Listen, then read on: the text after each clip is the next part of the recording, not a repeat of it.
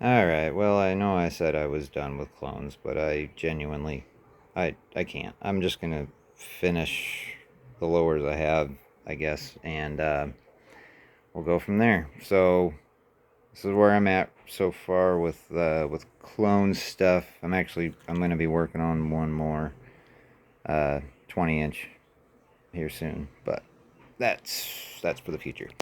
I got the rail covers coming for the RAS rail. I'm borrowing this Surefire tape switch for the Pentagon light. This isn't even it's not the right kind of Pentagon light as far as I know. You're supposed to have an MD2. This is an MS2. I'm not sure if MS2s were ever actually used. The only difference is the MD2 has a little tube up here for an infrared illuminator. But beyond that, they're pretty much the same.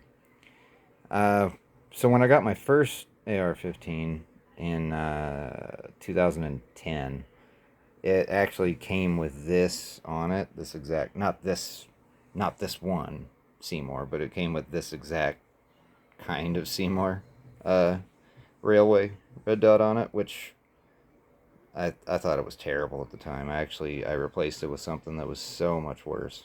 But I didn't like this one because it doesn't have any clicks on the brightness knob. You turn it on, and it's just this. It just turns. It's like a dimmer switch. So, see if we can make it work for you. But once it's on, it's on. Just crank it up, crank it up. All right, there's the dot. Let's see if I can get this to. What? Nope, the dot was actually hiding. It's so bright when it's at max. And then we tone it down. Sorry, my fingers are making it. Anyway, you get the idea. Wow, this is like the worst Maytag I've ever had. Barely touch it and it flips up. I'm so not happy with this thing. The little detent in there is bad or something. I don't know. I'll get in there with a file and fix it maybe. It's a piece of crap. I'll get another one. I think I've got a couple more laying around. Just grab a different one. Put this one in the junk bin. I moved the red dot. This one was on here, but I put it there because this is not the right kind of rail. It is a Weaver rail, but it's not the right kind. The real ones or the USGI ones are kind of a more squared off design, and I do have one of those on the way for this guy. And when that gets in, I'm gonna keep with the trend of millet red dots because I got an SP2.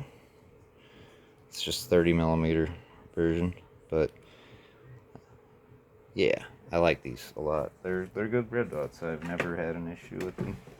They're old. Battery life sucks. This one's got a. This one actually has a crack in the lens. If you can kind of see it, there it is. But when the dot's on, you can't actually see it. I mean, Surefire M500 works. It's real bright. I'm gonna convert this thing to LED, but right now it's not. And you notice I still have the bottom swivel on. That's gonna get punched out here soon. Maybe I might actually just get a different upper altogether because I this whole gun used to be mine. Then I sold it to a family member, and he may or may not buy it back at some point. So if that happens, then I gotta take the rail. Anyway, the Seymour is temporary on here. I've got an aim point on the way, and yeah, I think that's about it. I don't want to go too nutty with stuff. And what's it called? Ready Mag. I got an old steel Mark One Ready Mag. It's gonna go on here, and that'll be cool. I've always wanted one of those things. even if I don't actually use it. I mean, this is none of these are really like go-tos for defense. These are just for fun. Anyway, have a great week. Thanks, guys.